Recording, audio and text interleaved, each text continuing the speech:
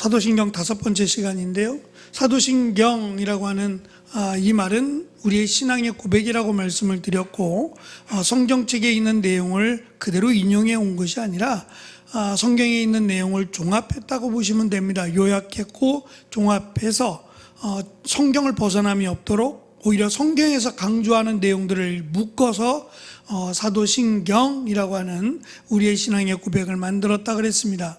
그래서 우리가 지금 이렇게 좀 구체적으로 단락단락 지금 나눠서 살펴보고 있지만, 어쨌든 단락도 중요하지만 전체의 내용이 훨씬 더 중요하다라고 하는 것도 먼저 말씀을 드립니다.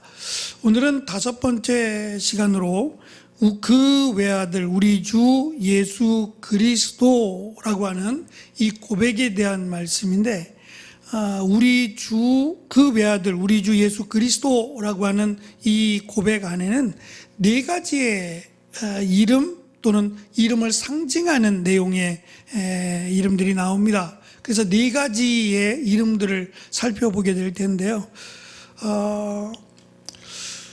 제가 초등학교 다닐 때 그게 그 초등학생들의 전유물인지는 모르겠어요. 요즘도 그런지 모르겠는데 그 좀 이름이 특별한 이름들이 있어요.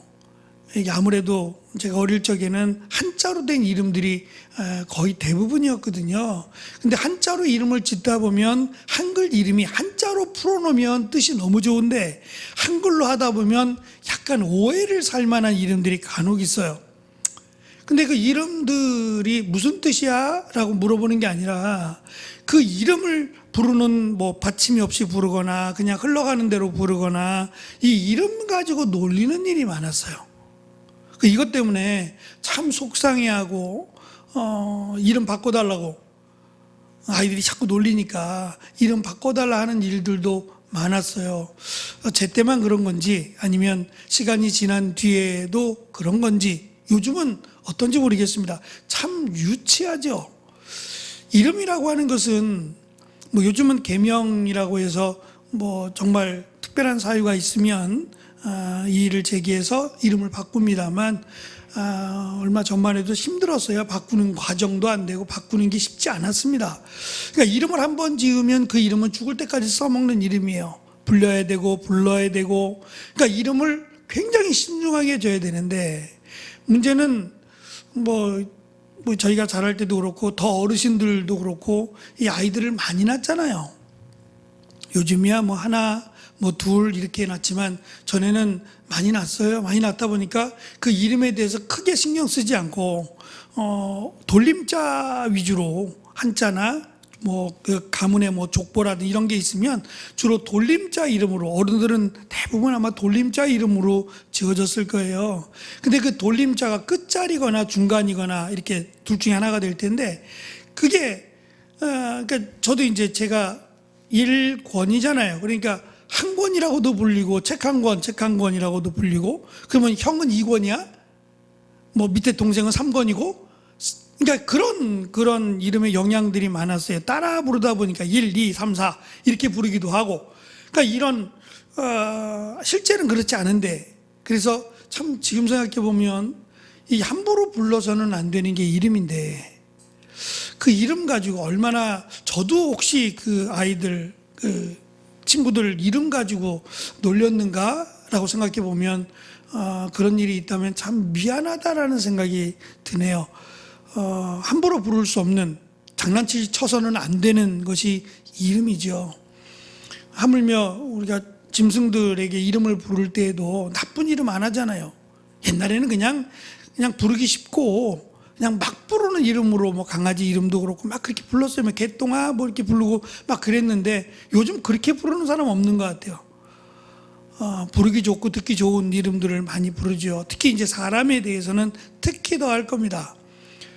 지금 제가 이렇게 조금 설명을 드린 이유는 사람에게도 이름이라고 하는 것은 굉장히 중요하고, 특히 유대인들에게 있어서의 이름은 바라고 소망하는 이름이 아니라 그가 이 땅에 태어난 존재로서의 이름이에요. 그러니까 손이 크면 우리 옛날 같으면 왕주먹이라고 불려졌다는 거죠. 그것이 이상한 게 아니라 하나님이 그에게 특별한 남들보다 주먹이 크도록 만드셨다라고 하는 긍정적인 부분에서 이름을 붙여줬어요.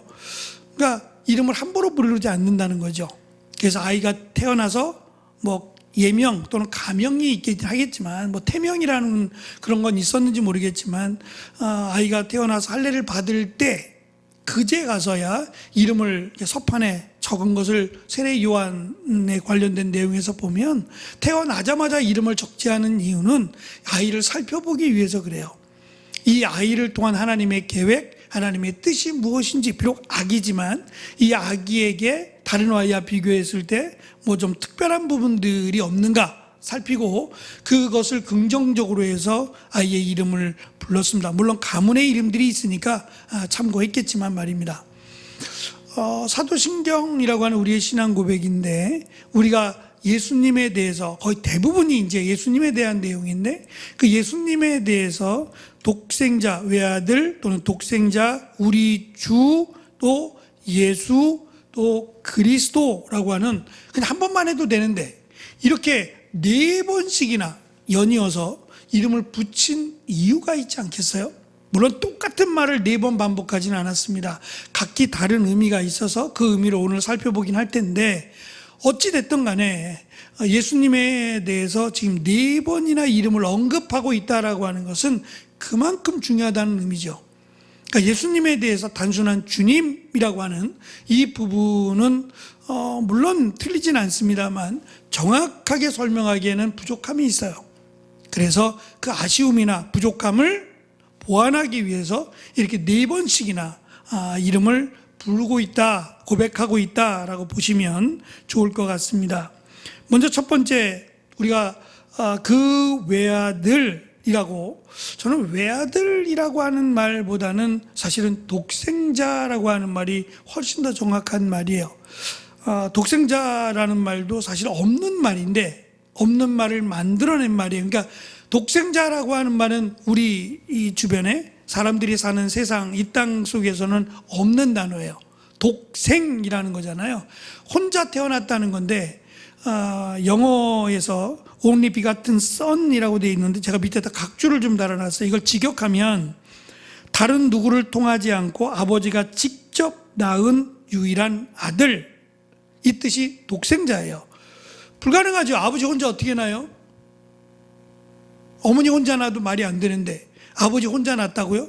이거는 인류 역사상 불가능하고 말도 안 되는 이야기입니다. 그런데 이것이 가능하다라고 하는 고백이 독생자예요. 그러니까 예수님이 누구시냐? 독생자라고 하는 하나님으로부터 다른 누구가 아니라 오직 하나님으로부터 태어나신 분이라고 하는 의미에서의 독생자라고 하는 표현을 씁니다. 독생이라는 말은 예수님이 시간 속에서 우리처럼 태어난 피조물이란 뜻이 아니고 예수님이 성부 하나님으로부터 영원전부터 나신 분이며 또 하나님과 본질이 완전히 같으신 분이라고 하는 어떤 위격적인 성부 하나님, 성자 하나님이라고 하는 위격으로의 어떤 특징을 설명하는 내용이라고 보시면 좋습니다. 예수님은 하나님보다 조금 낮은 분이 아니라 능력과 영광과 권세에 있어서 동일하신 분입니다. 그래서 보통 아들이라고 말할 때는 우리가 볼 때는 사실 유전적으로 보면은 유전자 검사를 하면은 친아들이 맞죠. 유전적으로 보면 말입니다. 그러나 정확하게 유전자로 따지면 달라요. 아무리 자식이라도 유전자는 다른 겁니다. 똑같은 유전자는 아무도 없죠.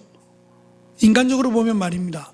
그런데 예수님은 아들이라고 표현을 쓰지만 하나님 때문에 만들어진 존재 또는 피조물이라고 하는 의미가 아니에요. 그래서 독생자 또는 외아들이라고 하는 말만 쓰지 않고 또 다른 표현, 또 다른 설명이 들어간 이름들을 넣고 있는 거예요. 굉장히 압축되어 있고 함축되어 있는 고백이다라고 보시면 좋을 것 같습니다. 두 번째, 우리 주라고 하는 고백입니다. 이것은 그냥 많이 우리가 알고 있는 우리의 주인이라고 하는 그런 고백입니다. 예수님은 단순히 2000년 전에 성인 군자가 아닙니다. 그분은 나의 개인적인 삶의 주인일 뿐만 아니라 온 우주의 왕이시며 교회의 머리가 되신 분입니다. 성경은 하나님께서 만물을 그 발 아래 복종하게 하셨다라고 선포합니다. 그분이 나를 만드시고 무엇보다 우리를 구원하기 위해 인자, 사람의 아들로 오셔서 피를 대속의 피로 내어주셔서 우리를 구원하신 분이라고 하는 설명이 가능합니다. 두 번째, 예수와 그리스도라고 하는 고백인데, 이것은 예수님이 메시아라고 하는 사역에 대한 부분입니다. 예수님은 이름이고 그리스도는 이름이 아니라 그리스도는 사역입니다. 신약 시대, 그러니까 당시에 썼던 그 공통어가 헬라어였는데, 헬라어로는 그리스도가 되고, 구약에 있는 유대인들이 썼던 히브리어로는 메시아가 됩니다. 글씨는 분명히 다르지만 의미는 똑같아요. 그래서 제가 몇 번 말씀을 드렸지만, 이 네 번째의 직분, 그리스도라고 말할 때 거의 조직신학은 제가 공부할 때도 그랬고, 기름 부음을 받은 자라고 하는 뜻으로 거의 대부분 해석을 해요. 근데 실제로 그리스도라고 하는 예수님을 그리스도로 설명하는 성경, 신약 성경의 내용을 보면 기름 부음과 관련된 내용은 딱 한 번밖에 없어요. 나머지는 전부 예수님이 왜 그리스도냐, 그리스도가 무엇이냐, 그리스도의 사역에 집중되어 있어요. 그러니까 단순히 기름 부음을 받은 자 세 종류가 있어요. 하나는 제사장, 하나는 선지자, 또 한 부류는 왕이죠. 그래서 이 세 가지, 선지자, 제사장, 왕이라고 하는 삼중직인데, 이 세 가지가 예수님으로 완성이 되어서 더 이상 왕도, 선지자도, 제사장도 필요하지 않다, 이렇게 설명을 합니다.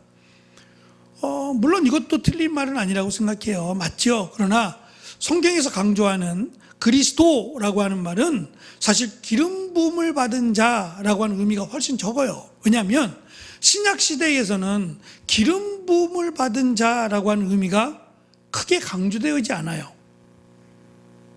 더 이상 제사도 없을 것이고, 더 이상 선지자나 제사장도 없을 것인데, 우리하고 관련돼 보면 우리는 예수님을 기름 부음을 받은 자, 단순히 이거로 인정하기보다는 예수님을 메시아로 인정하는 것이 훨씬 더 커요.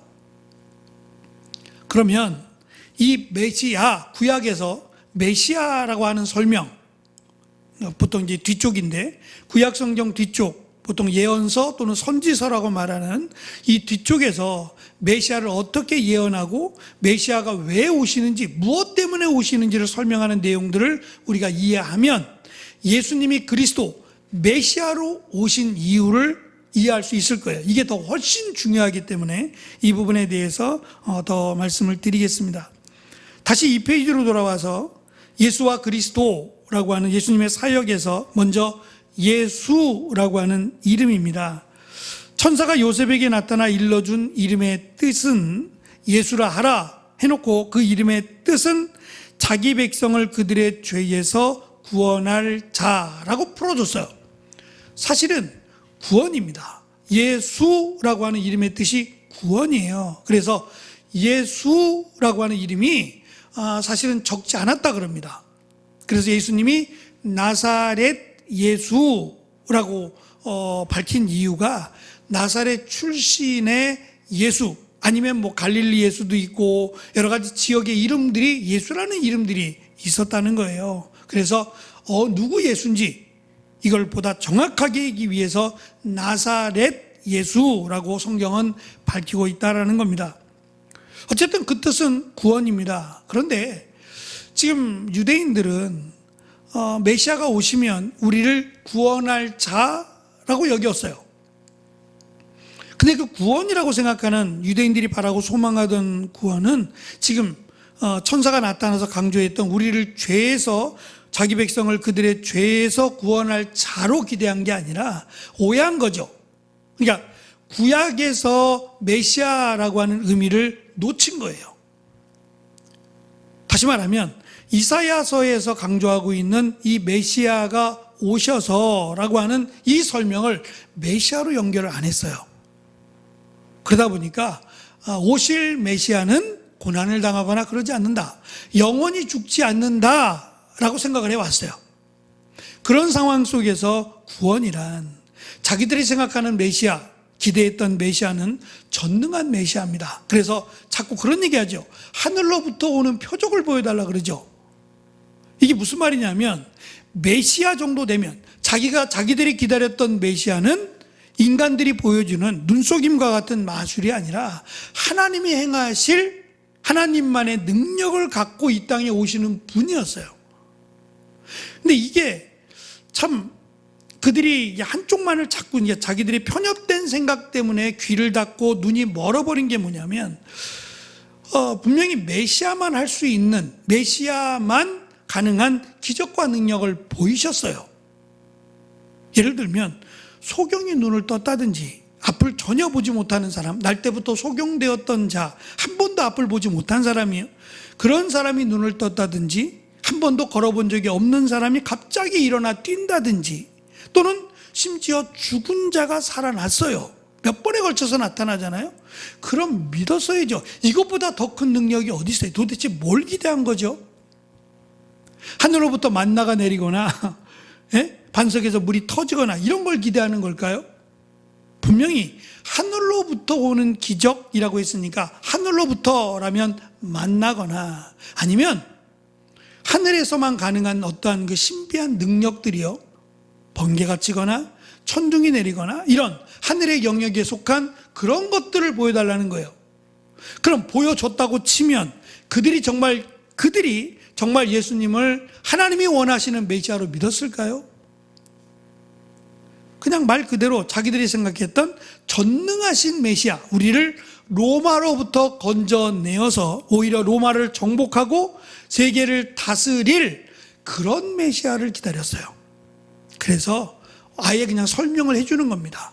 메시아, 구원이 맞아요. 예수라고 하는 이름은 구원이니까.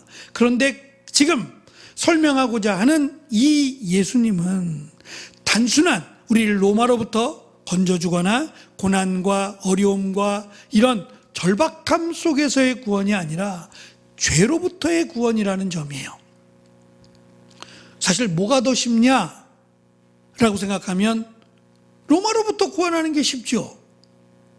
죄로부터 구원하는 일은 그냥 뚝딱하고 로마를 쳐서 없애고 할 수 있는 구원이 아니에요. 자신이 죽어야 돼요. 하나님이신 예수님이 죽어야 가능한 구원이에요. 그러니까 난이도로 따지면 우리를 죄로부터 구원하는 것이 물론 하나님의 입장에서는 뭐가 쉽고 뭐가 어렵다 말 자체가 안 되겠지만 그냥 우리의 시각에서 우리의 기준에서 이렇게 비교해 보면 우리를 로마로부터 건져내는 것보다 우리의 죄를 구원하시는 게 훨씬 더 복잡하고 훨씬 더 어려운 일이에요. 자신을 죽여야 되잖아요. 수치와 모욕을 당해야 되고요. 그런데 예수님께서 굳이 사람의 모습으로 인자로 오신 이유는 딱 한 가지입니다. 로마로부터의 구원이 아니라 우리를 죄로부터 구원하기 위하여. 이걸 믿었더라면 구약에서 그렇게 강조했던 메시아에 대해서 다시 한번 생각했을 거예요.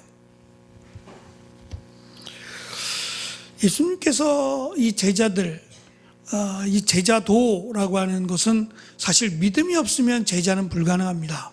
왜냐하면 믿음이라고 하는 것은 그냥 믿는다가 아니라 이해가 안 돼도 믿는 거예요. 내가 이해하는 정도까지만 믿는다면 믿음이라고 할 수 없어요. 그냥 예수님이 하신 말씀이니까 우리가 이해가 안 되고 이해를 넘어서서 오히려 베드로가 예수님을 꾸짖었던 것처럼 도저히 납득이 안 되는 이해를 넘어서서 이건 아니지요 라고 말할 수 있는 상황이 가더라도 무조건 믿는 것이 믿음이에요. 근데 이게 예수님이 기적을 그렇게 행하시고 예수님이 말씀을 전해서 많은 사람들이 놀랐다 그랬어요. 그냥 놀란 게 아니라 막 어찌할 수 없을 만큼 놀람이에요. 예수님의 말씀의 권위가 그렇단 말입니다. 그럼에도 불구하고 예수님을 따르지 못하고 결국 주저앉고 예수님을 부인하고 도망쳤던 그 제자들을 아셔서 예수님이 그 기도라고 하는, 그래서 기도하라고 말씀하시면서 이런 약속을 하나 주시죠. 잘 아시는 내용인데, 예수님이 이제 하나님을 아버지라고 설명하면서 예수님을 믿으면 이제 하나님을 너희들이 아버지라고 부르게 될 텐데 라고 하면서 아버지에 대한 설명을 하세요. 아들이 아버지에게 제가 배가 고프니까 빵을 주세요, 배고파요, 빵 주세요 라고 말하면 돌을 줄 아버지가 어디 있겠느냐 그러세요. 근데 이게 언어적 유희라고 할 수 있는 건데, 지금 우리가 생각하는 빵이 아니에요. 우리가 생각하는 빵이 아니라 오븐이 있는 것도 아니고요. 그냥 돌 항아리에다가 이렇게 밀가루, 발효된 밀가루요, 그것을 붙여놓는 거예요. 항아리에다 붙여놓으면 그것이 이렇게 열에 의해서 부풀어 오르는 거예요. 지금처럼 그렇게 맛있거나 부드럽거나 그러지 않습니다.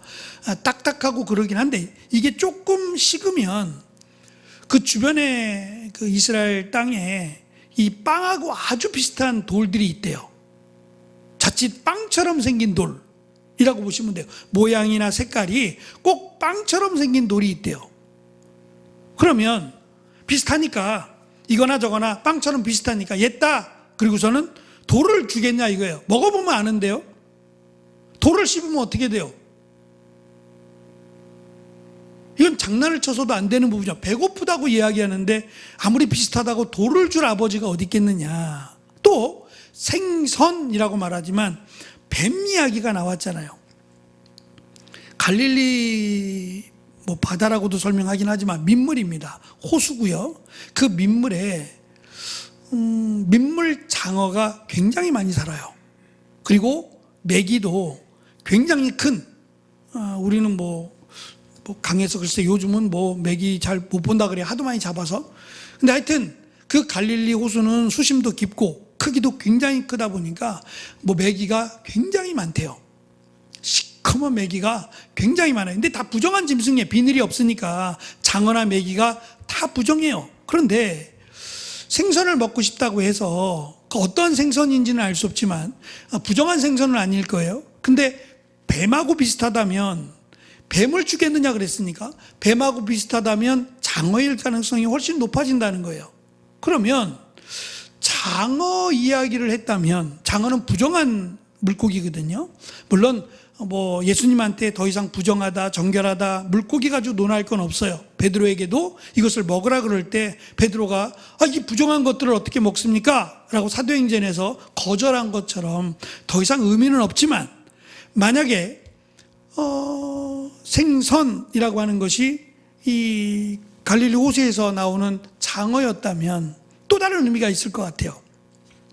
부정한 사람도 하나님이 자녀 삼으신다, 그들을 아들로 삼으신다라고 하는, 이제 앞으로 온 땅을 향해서 나아가는 또 다른 의미가 있을 수 있고, 그렇지 않고 그냥 생선으로 본다면 생선이야 바다에 나가서 그물만 던져도 얼마든지 잡을 수 있는 물고기들인데, 수고해서 지금처럼 냉장고가 있거나 소금에 절여놓고 그 생선을 주는 건 아닐 거예요. 그러면 잡아놔서 저녁에 먹기 위해서 준비했을 게 분명해요. 먹을 게 뻔하니까.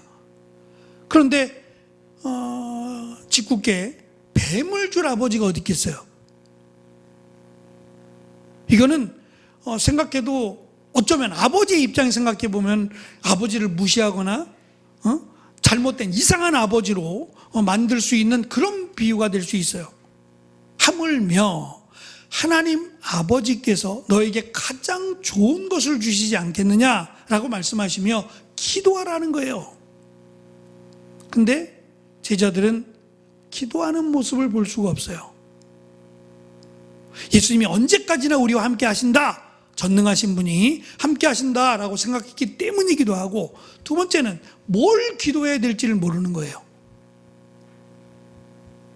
기도할 줄 모르니 뭘 어떻게 기도할 줄, 그래서 끝까지 예수님 십자가에 달려 죽으실 때까지도 사실은 제자들이 기도하는 모습을 볼 수 없어요.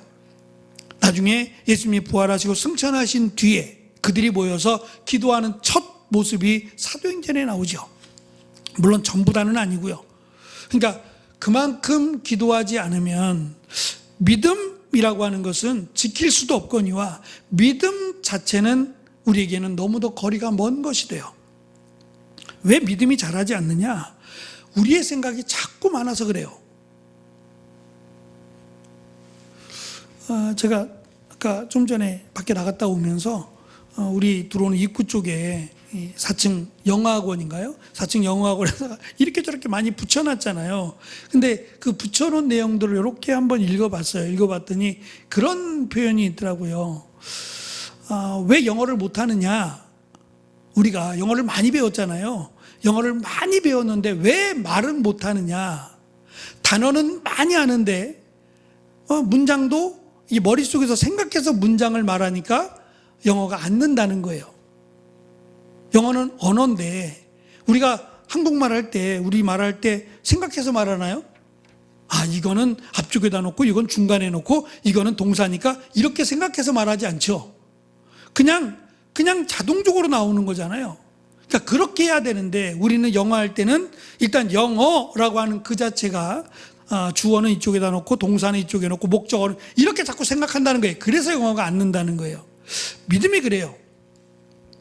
자꾸 우리가 이해하려고 그러고 이것이 나를 놓고서는 이것이 내가 가능한가? 이런 것들을 자꾸 생각하니까 믿음이 안 늘어요. 어쩌면 믿음은 단순해요. 그냥 하나님의 말씀이니까 믿는 겁니다. 우리의 이해도를 떠나서 하나님이 말씀하신 것이니까, 성경이니까 그냥 믿는 겁니다. 그래서 성경 해석을 바르게 해야 되는 이유가, 또 바르게 가르치는 분들이 중요한 이유가 여기에 있어요. 하나님의 말씀을 바르게 안다라는 것은 그 무엇보다 하나님 말씀 자체가 존귀하고 하나님 말씀 자체가 은혜고 능력이기 때문에 하나님 말씀을 바르게 아는 것만큼 소중한 게 없어요. 그래서 어쨌든 우리 교회는 구역장님들을 통해서 은혜 나눔이라고 해서 은혜 나눔도 하고 있지만 또 개인적으로 말씀을 배우시는 분들이 있어요. 정말 감사해야 돼요. 이게 어디서나 쉽게 볼 수 있는 일이 아니에요. 이것을 위해서 준비하시는 분들은 더 많은 수고를 하세요. 그냥 단순히 시작하자고 앉아서 책 펼쳐놓고 이렇게 하시는 분 아무도 없어요. 다 가르치기 위해서 준비하고 공부하고 예습하고 다 그렇게 해요. 혹시라도 내가 잘못 가르치는 건 없는가? 두렵고 떨리는 마음으로 기도하면서 말씀을 가르치세요. 그래서 저는 이 부분이 우리의 교회에 주신 축복이다라고 생각해요. 그래서 말씀을 배우시는 분들은 정말 감사하는 마음을 가지셔야 돼요.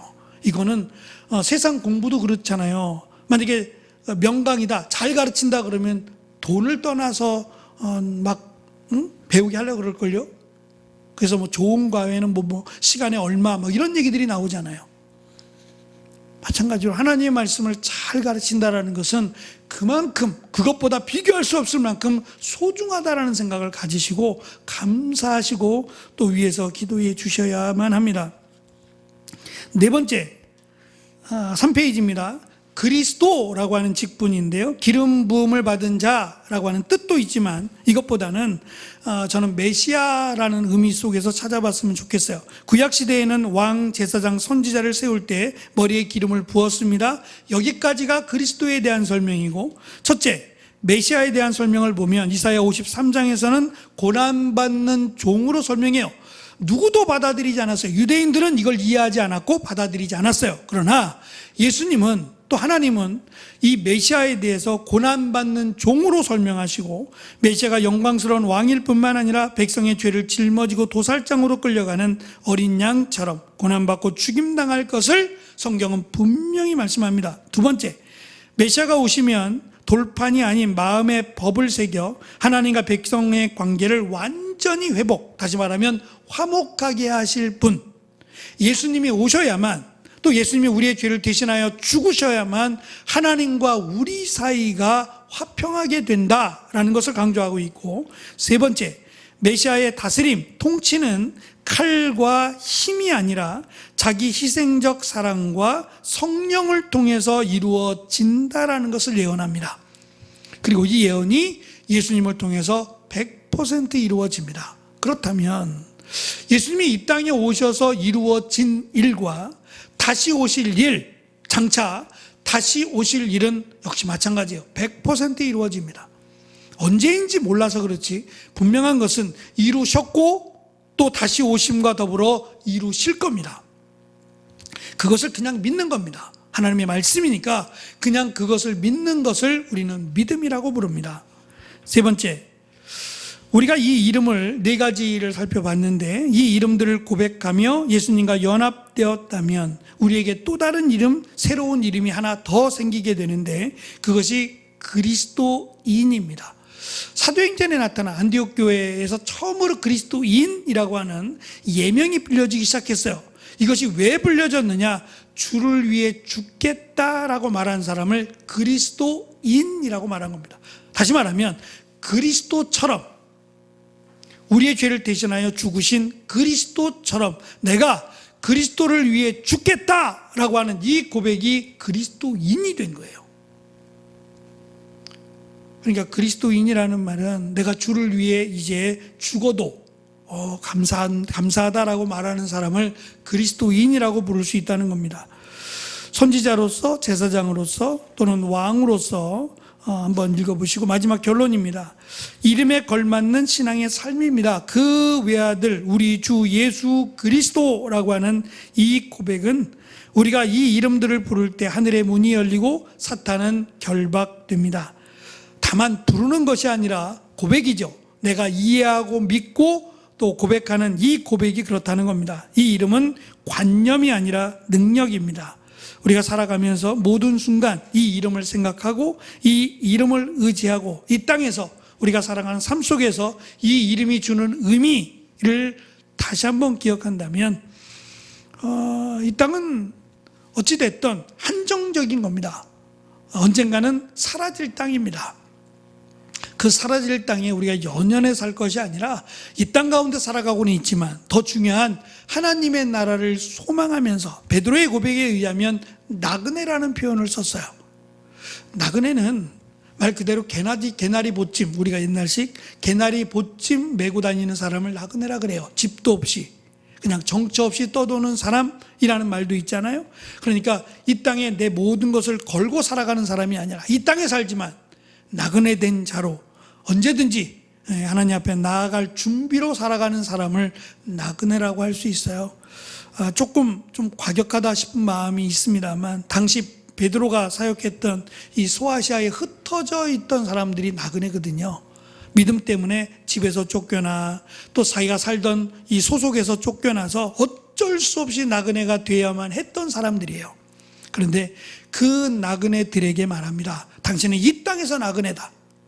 이 땅에서 나그네다. 그래서 때로는 억울할 수도 있고 내가 예수님 때문에 당하는 환난과 고난 이것이 당신들을 힘겹게 할 수도 있다. 그러나 중요한 것은 나그네이기 때문에 오히려 더 하나님의 나라를 소망하지 않느냐는 거예요. 참 어려운 내용이긴 하지만 어쨌든 우리에게 있어서 중요한 것은 하나님의 말씀 또는 예수님께서 주신 말씀을 믿는 겁니다. 이해가 아니라 믿는 겁니다. 그럴 때 하나님의 능력이, 하나님의 은혜가 이 땅 가운데 우리를 넉넉하게 이기게 하실 줄을 믿습니다. 함께 나눌 기도 제목입니다. 오늘 주신 말씀을 통해서 예수님이 나의 유일한 구원자이심을 고백하며 내 삶의 주권을 온전히 주님께 내어드리게 하소서. 메시아이신 예수님을 믿음으로 세상 속에서 복음의 증인과 거룩한 예배자로 살게 하소서. 세 번째, 그리스도인이라는 이름에 부끄럽지 않게 죄와 싸워 이기며 영광스러운 승리를 맛보게 하소서라고 하는 기도 제목으로 우리에게 주신 네 가지의 이름, 그 외아들 우리 주 예수 그리스도라고 하는 의미를 우리가 잘 기억하고 그 이름의 능력을 믿음으로 이 고백이 하나님 보시기에 기쁘신 은혜의 고백이 되기를 축원합니다. 기도하겠습니다.